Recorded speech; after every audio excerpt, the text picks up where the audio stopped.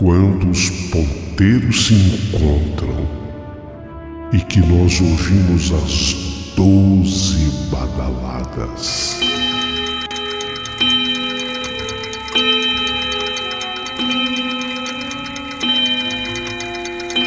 A hora que se anuncia é meia-noite. Uma hora em que tudo pode acontecer, inclusive nada. Mas hoje, muitos acontecimentos. Vamos à história de hoje.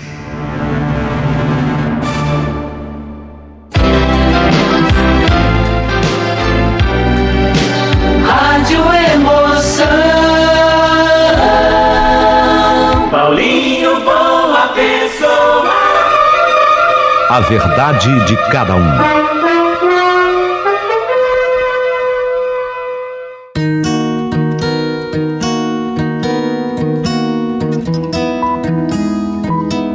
Querido amigo Paulinho Boa Pessoa, hoje a história da meia-noite é a minha própria história. Eu a vivi, embora tudo o que eu vou narrar eu não tenha visto, quer dizer, eu vivi, mas não tenho lembrança para contar tudo o que eu passei, porque eu era muito pequenininha, eu era recém-nascida. Mas a minha mãe, Dona Giovana, a mulher na qual eu tanto confio, ela me contou tudo e contou tudo com o máximo de riqueza de detalhes. E eu passo a reproduzir agora. A minha mãe era apaixonada pelo meu pai, Clóvis. Ele era um motoqueiro daqueles, adorava moto. Mas ele mantinha tudo de motoboy de fato. Não motoboy no sentido de trabalhar com a moto, porque ele não trabalhava com a moto. Motoboy no sentido do se vestir, é isso que eu quero dizer. Ele usava uma roupa preta em couro e coturno, era uma bota do exército. Aliás, ele tinha trazido aquela do exército que ele servira não havia muito tempo. Porque papai tinha 20 anos e mamãe tinha 20 anos. Só que meu pai, ele tinha um espírito libertário. Meu pai amava a liberdade. Ele cantava a Sociedade Alternativa, que era um grande sucesso do ídolo dele, que era Raul Seixas. Então, para vocês terem uma ideia da cabeça livre que tinha o meu pai era fã incondicional do maluco beleza, a Raul Seixas. Amava minha mãe, considerava demais a minha mãe. A minha mãe retribuía com toda a verdade esse amor e ela tinha certeza absoluta que seria com o Clóvis que ela, Giovana, iria formar uma família muito linda e unida. Foi por isso que mamãe, sentindo que o espírito do papai era muito livre, ela começou a ficar com receio. A mamãe até admite: falta de juízo, minha filha.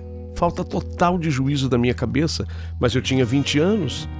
E foi por medo de perder o seu pai que eu resolvi falsear para ele a tabelinha, porque nós transávamos.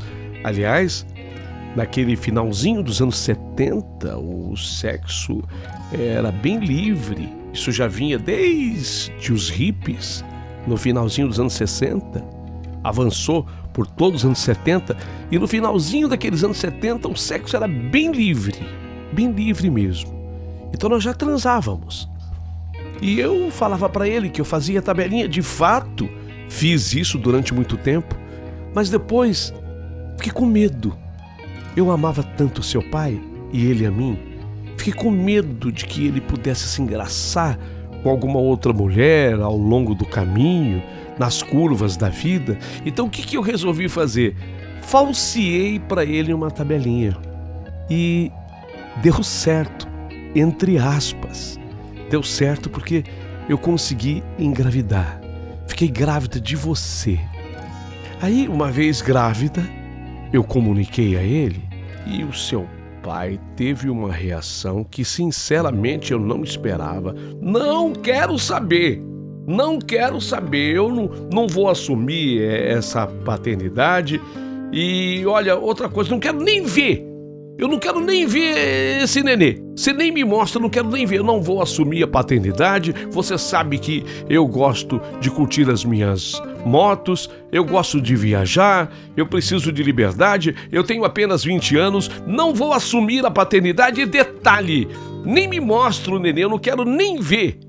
Só que papai disse isso na frente de outras pessoas, pessoas amigas da mamãe, parentes da mamãe e parentes do papai. Então a mamãe se sentiu extremamente tocada e até humilhada com as palavras pesadas usadas pelo meu pai. E aí a mamãe falou, então... Ela falou com ela mesma, ela não respondeu para o papai. Falou para dentro de si própria. Quer dizer, então, que você não quer nem ver o nenê. Deixa comigo. E mamãe levou isso extremamente a sério. Muito sério. Vencidos 9 meses, ela começou a sentir as dores do parto, a bolsa que se rompeu. Meu avô tinha um Fusca e a levou para a maternidade e eu nasci. A Miriam, que sou eu, que estou escrevendo hoje para você contando essa história. Já na maternidade, meu pai foi lá. Ele se arrependeu, obviamente, que ele havia falado tudo aquilo para minha mãe, mas bateu arrependimento. E quem disse que minha mãe permitiu a entrada dele? Não, ele falou que não assume a paternidade e nem quer ver o nenê, pois ele não vai ver nunca. Nunca. Isso ela disse já na maternidade, diante de muita gente. E depois que ela teve alta, várias e várias vezes, meu pai pegava a moto, ia até a porta da casa da minha mãe, que na verdade ainda morava com os meus avós, os pais dela, e ele tentava. E lá de fora, ele pedia, por favor, falava com o meu avô, seu Armando, seu Armando, Dona Inês, são os nomes dos meus avós maternos. O seu Armando, Dona Inês, por favor, falem com a Giovana, eu quero ver a criança. Me disseram que é uma menina linda. Me disseram. Aí, daí a pouquinho, ou voltava o meu avô, ou voltava a minha avó. Falou, olha, o Clóvis, ela não quer em hipótese alguma. Ela disse que você falou de uma maneira muito dura que esse nenê você não queria assumir e nem ver. Então ela está dizendo que você não vai ver o nenê. Numa dessas vezes, ao invés de levar a notícia o vovô, a vovó, foi a minha própria mãe. Ela saiu e ela falou na frente do Clóvis, meu pai, não, aqui você não entra. Você não entra em hipótese alguma. Você não vai ver nunca. Nunca você vai ver a Miriam. Você está escutando? Nunca. Aí meu pai, nesse dia, disse uma coisa para ela que eu gostaria de destacar. Escuta aqui, Giovana. Você não vai poder esconder essa nenê de mim para sempre. Você não vai poder esconder. Você pode ter certeza que eu não apenas vou ver a minha filha, como eu quero pegá-la no meu colo, trazer para junto do meu peito e dizer para ela, minha filha, sou teu pai, eu te amo. Mas não vai acontecer mesmo. Você pode tirar a tua moto da chuva porque cavalo você não tem? Pode tirar a tua moto da chuva, porque isso jamais irá acontecer. Jamais! Escreva o que eu estou te falando. Isso vai acontecer. Pode ter certeza. O que nem meu pai poderia imaginar, embora tenha usado essas palavras com essas expressões, o que meu pai jamais poderia imaginar, e tampouco a minha mãe, é que meu pai, 3 dias depois, fosse sofrer aquele brutal acidente. Foi exatamente no trevo da cidade que nós morávamos. O papai estava correto, ele passava na velocidade de quem estava na pista, mas uma pessoa que saía da cidade atravessa a pista e teve uma colisão terrível com a morte do papai. Para você ter uma ideia da violência da batida, a pessoa que estava no carro perdeu o braço. A que estava no carro. Imagine o que aconteceu com o meu pai sem nenhuma proteção na sua moto. Ele teve morte instantânea.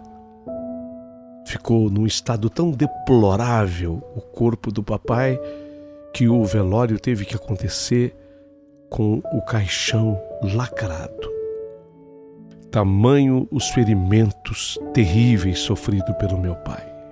Já no velório, a minha mãe chorava muito, arrependida por não ter deixado ele me ver. Ela nunca poderia imaginar que aquilo fosse acontecer. A mamãe ainda o amava. E ela estava dizendo que tudo que ela fizera era até por amor, para dar uma lição nele, para que ele aprendesse a lição. E agora ela repetia no velório, ela pedia perdão a ele de não ter permitido que ele visse a filha. A mamãe me levou no velório, mas sequer o caixão podia ser aberto. Então só tinha aquele vidrinho. De acordo com a mamãe, tinha só aquele vidrinho, mas ela não sabia explicar o que houve. Houve um vapor naquele vidrinho, houve um embaçamento por dentro. Eles tentavam limpar por fora, mas não conseguiam. Houve um embaçamento interno, de modo que quem estava de fora já não podia nem ver mais o rosto do meu pai. E ela tentava me mostrar: tá aqui, você queria tanto ver, nenê, tá aqui, me perdoa. A minha mãe sofreu muito. A morte do papai foi algo surpreendente para todos que moravam na cidade, mas muito mais especialmente para os familiares, mas ainda mais especialmente para o coração da minha mãe apaixonado. A mamãe morava com os meus avós maternos, com os pais dela. Como eles viviam naquela cidade do Paraná, era muito comum que as casas fossem todas construídas em madeira. E o piso também era em madeira, aquelas tábuas largas. Era um assoalho de madeira. Quando se pisava naquele piso, a mamãe dizia que rangia, fazia um barulho característico. Esse barulho que faz o piso, exatamente esse barulho característico, esse aí. E como eu já dissera, papai tinha o coturno. Papai usava aquele coturno do exército, era uma bota pesada. Papai não tirava aquilo dos pés, era sempre a roupa preta de motociclista e as botas. Finalzinho dos anos 70. Papai adorava estar assim. Certa noite, mamãe ouviu o piso ranger na casa dos seus pais. E exatamente naquela noite, estava em casa apenas ela e eu. Meus avós tinham saído. Só estava em casa minha mãe e eu. Então ela, deitada, ela escutou o piso ranger. E o barulho vinha exatamente do quarto onde estava o meu berço. O barulho rangendo do piso era este, mas o som da bota contra o piso de madeira, aquele passo pesado causado pelo salto da bota, do coturno. Será? Quando a minha mãe escutou aquilo, ela se assustou e ela entrou no quarto para ver como eu estava. E aí ela teve uma surpresa. Meu pai. Meu pai havia me tirado do berço e estava comigo no colo dele. Assim, segurando-me no colo, de pé, contra o peito dele. Era o meu pai, com a sua roupa preta de motociclista, com o seu coturno e segurando-me no colo. A minha mãe, quando viu aquilo, ela desmaiou na hora.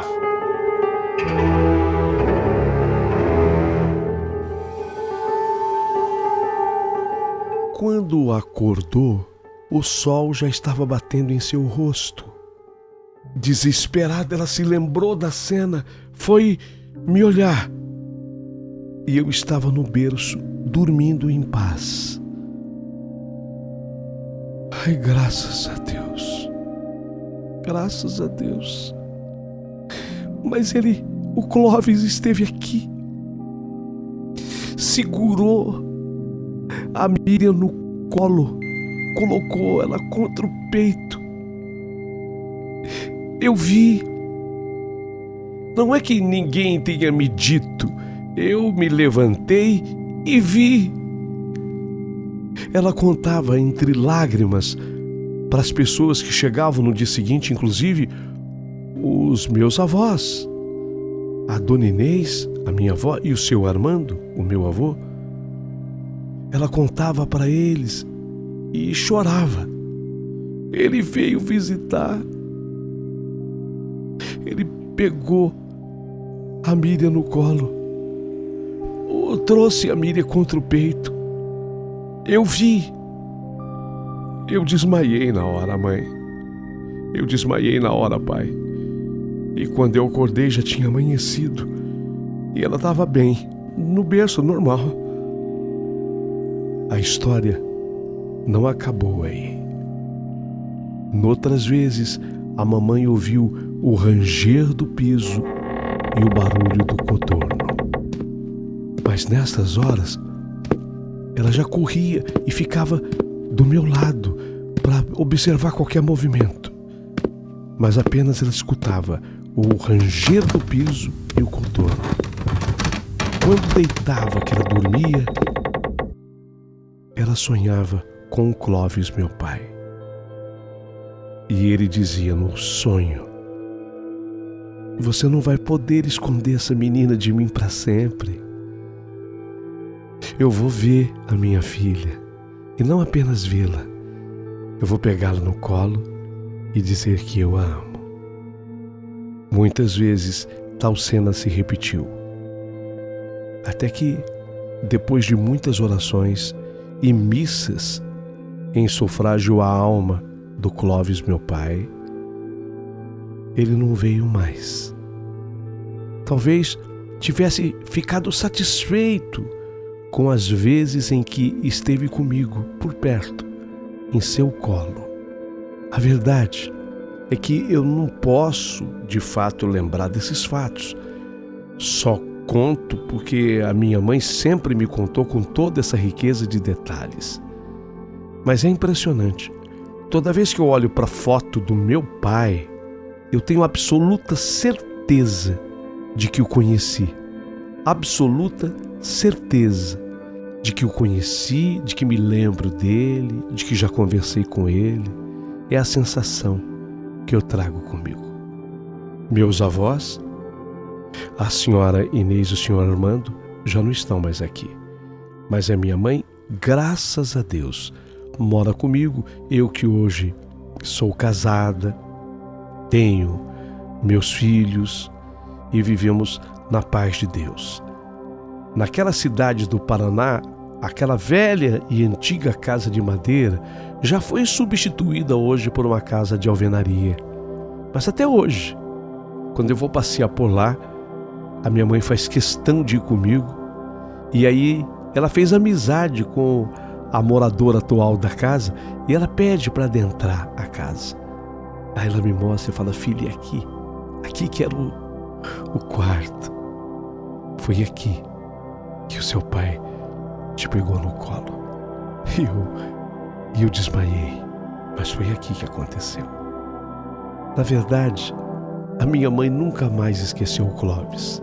Embora, depois do meu nascimento, a mamãe tivesse se casado de novo e teve mais 2 filhos, meus 2 irmãos, o Miguel e o Frederico.